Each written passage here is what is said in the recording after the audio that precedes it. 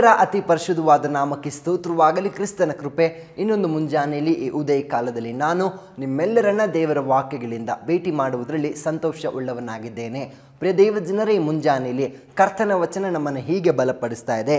ಕೀರ್ತನೆ 5ನೇ ಅಧ್ಯಾಯದ 11ನೇ ವಚನದಲ್ಲಿ, ಯೆಹೋವನೇ ನೀತಿವಂತನನ್ನು ಆಶೀರ್ವದಿಸುವವನು ನೀನೇ, ನಿನ್ನ ದಯವು ದೊಡ್ಡ ಗುರಾಣಿಯಂತೆ ಅವನನ್ನು ಆವರಿಸಿಕೊಳ್ಳುವುದು.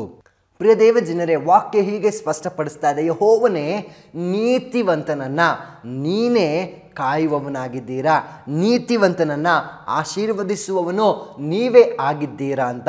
ಹೌದು ಪ್ರಿಯ ದೇವ ಜನರೇ, ಇವತ್ತು ನೀತಿವಂತರು ಹೇಗೆ ಆಶೀರ್ವಾದ ಹೊಂದುತ್ತಾರೆ ಅಂದರೆ ದೇವರಿಂದ, ಹೌದಲ್ವಾ? ಯಾಕೆಂದರೆ ಆ ನೀತಿವಂತರ ಸ್ವಭಾವ ಹೀಗಿರ್ತದೆ, ಅವರ ಪ್ರತಿ ಹೆಜ್ಜೆಯಲ್ಲಿಯೂ, ಪ್ರತಿ ಮಾತಿನಲ್ಲಿಯೂ, ನಡವಳಿಕೆಯಲ್ಲಿಯೂ, ಪ್ರತಿ ಭಾವನೆಗಳಲ್ಲಿಯೂ ದೇವರ ಚಿತ್ತ ಅನುಸಾರವಾಗಿ ಅವರು ನಡೆಯುವಾಗ ದೇವರೇ ಅವರನ್ನು ಆಶೀರ್ವದಿಸುವಂಥವರಾಗ್ತಾರೆ. ವಚನ ಹೇಳ್ತಾ ಇದೆ, ಯೆಹೋವನು ನೀತಿವಂತನನ್ನ ಆಶೀರ್ವದಿಸುವವನು. ಇವತ್ತು ನಮಗೂ ನಿಮಗೂ ಆಶೀರ್ವಾದ ಉಂಟಾಗಬೇಕಂದ್ರೆ ನಾವು ಆತನ ನಾಮದಲ್ಲಿ ನೀತಿವಂತರಾಗಿ ಜೀವಿಸುವುದರಲ್ಲಿ ನಾವು ಬರಬೇಕು. ಹೆಚ್ಚಾಗಿ ಆತನ ದಯೆ ಇದೆಯಲ್ಲ, ಅದು ಯಾರಿಗಾಗಿ ಗೊತ್ತಾ? ಈ ನೀತಿವಂತರಿಗಾಗಿಯೇ. ಆತನ ದಯೆ ಒಂದು ದೊಡ್ಡ ಗುರಾಣಿಯಂತೆ. ಯಾವ ರೀತಿಯಲ್ಲಿ ಅಂದರೆ ಒಂದು ದೊಡ್ಡ ಬಂಡೆಯ ಪ್ರಕಾರ. ಯಾಕಂದರೆ ಆ ದೊಡ್ಡ ಗುರಾಣಿಯಂತಿರುವ ಆತನ ದಯೆ ಯಾವಾಗಲೂ ನೀತಿವಂತನನ್ನ ಅದು ಆವರಿಸಿಕೊಳ್ಳುವಂಥದ್ದಾಗಿರ್ತದೆ. ಪ್ರಿಯ ದೇವ ಜನರೇ, ಯೋಬನ ಕುಟುಂಬದ ಕುರಿತಾಗಿ ನಾವು ಗಮನಿಸುವುದಾದರೆ ಆತನ ಕುಟುಂಬಕ್ಕೆ ಯೆಹೋವನ ದಯೆ ಒಂದು ದೊಡ್ಡ ಗುರಾಣಿಯಂತೆ ಆವರಿಸಿಕೊಂಡಿತ್ತು, ಹೌದಲ್ವಾ? ಆತನ ಜೀವಿತದ ಎಲ್ಲ ದಿನಗಳಲ್ಲೂ ಕೂಡ ದೇವರ ದಯೆ ಯೋಬನ ಕುಟುಂಬದ ಮೇಲೆ, ದೇವರ ದಯೆ ನೋಹನ ಕುಟುಂಬದ ಮೇಲೆ, ದೇವರ ದಯೆ ಅಬ್ರಹಾಮನ ಕುಟುಂಬದ ಮೇಲೆ, ಹೀಗೆ ಎಲ್ಲ ನೀತಿವಂತರುಗಳ ಮೇಲೆ ಆತನ ದಯೆ ಇದ್ದದ್ದಕ್ಕಾಗಿ, ಆತನ ದಯೆ ಆವರಿಸಿಕೊಂಡದಕ್ಕಾಗಿ ಅವರೆಲ್ಲರೂ ಆಶೀರ್ವಾದ ಭರಿತರಾದರು. ಹಾಗಾಗಿ ಈ ಮುಂಜಾನೆಯಲ್ಲಿ ನೀತಿವಂತನನ್ನು ಯಾರು ಆಶೀರ್ವದಿಸ್ತಾರೆ ಅಂದರೆ ಯೆಹೋವನು ಆಶೀರ್ವದಿಸ್ತಾರೆ. ಆ ಆಶೀರ್ವಾದದ ಜೊತೆಗೆ ಒಂದು ರಕ್ಷಣೆ ಕಾವಲು ಕೂಡ ನಿಮಗೆ ಹೀಗೆ ಸಿಗ್ತದೆ.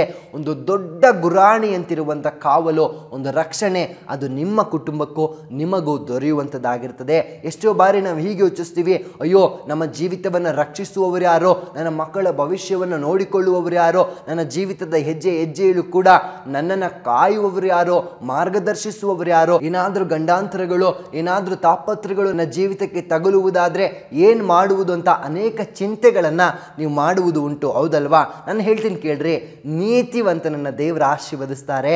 ಆ ನೀತಿವಂತನ ಕುಟುಂಬವನ್ನು, ನೀತಿವಂತನನ್ನು ದೇವರೇ ರಕ್ಷಿಸ್ತಾರೆ. ಪ್ರಿಯ ದೇವ ಜನರೇ, ನೀವೆಂದಿಗೂ ಯಾವ ವಿಷಯವಾಗಿ ಕೂಡ, ಯಾವ ಅಹಿತಕರವಾದ ಘಟನೆಗಳ ಕೂಡ ನೀವು ಯೋಚಿಸುವ ಅವಶ್ಯಕತೆ ಇಲ್ಲ.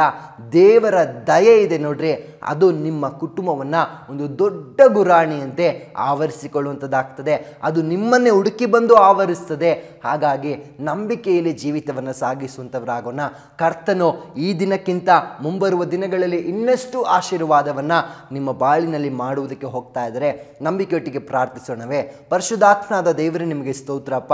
ನಿನ್ನ ವಚನ ಪ್ರಿಯ ಮಕ್ಕಳನ್ನು ಹೀಗೆ ಬಲಪಡಿಸಿದಕ್ಕಾಗಿ ವಂದನೆ ಅಪ್ಪ. ಯೆಹೋವನು ನೀನು ನೀತಿವಂತನನ್ನು ಆಶೀರ್ವದಿಸುವವನು, ನಿನ್ನ ದಯೆ ಒಂದು ದೊಡ್ಡ ಗುರಾಣಿಯಂತೆ ಅವನನ್ನು ಆವರಿಸಿಕೊಳ್ಳುತ್ತದೆ ಅನ್ನುವುದನ್ನು ಸ್ಪಷ್ಟಪಡಿಸಿದಕ್ಕಾಗಿ ಸ್ತೋತ್ರ. ಪ್ರಿಯ ಮಕ್ಕಳನ್ನು ಬಲಪಡಿಸು. ಅವರ ಜೀವಿತದ ಪ್ರತಿ ಹೆಜ್ಜೆಯಲ್ಲೂ ಕೂಡ ಅವರು ನಿನ್ನ ದಯೆಯನ್ನು, ನಿನ್ನ ಆಶೀರ್ವಾದವನ್ನು, ನಿನ್ನ ರಕ್ಷಣೆ ಬೇಲಿಯನ್ನು ಅವರು ಅನುಭವಿಸುವಂತೆ ಸಹಾಯ ಮಾಡು. ಅವರ ಬರುವ ದಿನಗಳಲ್ಲಿ ನೀನು ದೊಡ್ಡ ಕಾರ್ಯಗಳನ್ನು ಮಾಡುವುದಕ್ಕೆ ಹೋಗುತ್ತಿರುವುದಕ್ಕಾಗಿ ಸ್ತೋತ್ರ. ಆಶೀರ್ವಾದ ಮಾಡು, ಯೇಸು ಕ್ರಿಸ್ತನ ನಾಮದಲ್ಲಿ ತಂದೆಯೇ, ಆಮೇನ್ ಆಮೇನ್. ದೇವ್ರ ತಾನೇ ನಿಮ್ಮನ್ನು ಆಶೀರ್ವದಿಸಲಿ. Thank you. ಬೇಕಾದ ಸ್ಥಳ God's grace prayer hall, Sunkadakatte, Magadi ಮುಖ್ಯ ರಸ್ತೆ, ಬೆಂಗಳೂರು 560091. ಗೂಗಲ್ ಮ್ಯಾಪ್ಸ್ ನಲ್ಲೂ ಕೂಡ ಗಾಡ್ಸ್ ಗ್ರೇಸ್ ಪ್ರೇಯರ್ ಹಾಲ್ ಎಂದು ನೀವು ಸರ್ಚ್ ಮಾಡಬಹುದು.